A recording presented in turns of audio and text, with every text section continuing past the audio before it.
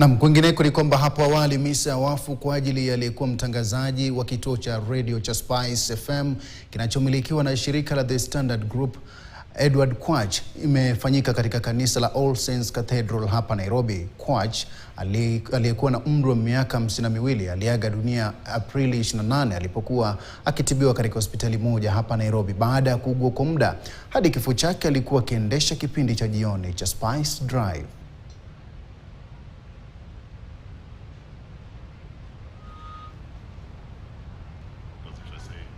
If he rose, we'll all be freaked out. He would say something that will make us laugh.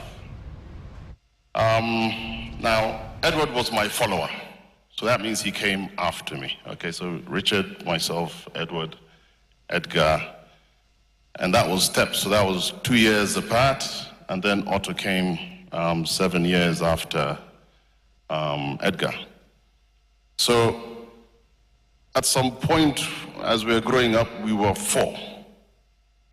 And you know, this was the days when we didn't have PlayStations, videos. TV, I think, was from 5 o'clock to 11 o'clock.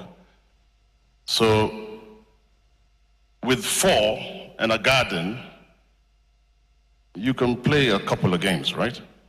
2v2, football. It wasn't rugby, but football and other things. And very quickly, we realized that Edward was different. Yes, he would play sport, but he'd also read a lot, which is very different from us.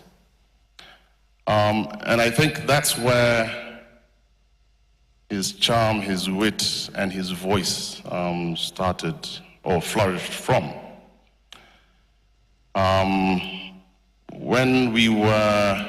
When I was certainly around 12, 13, Edward kicked off my very short stint on TV. I haven't found myself, but I know I was paid for a role in the movie White Mischief. I've watched it many times, but I can't see myself.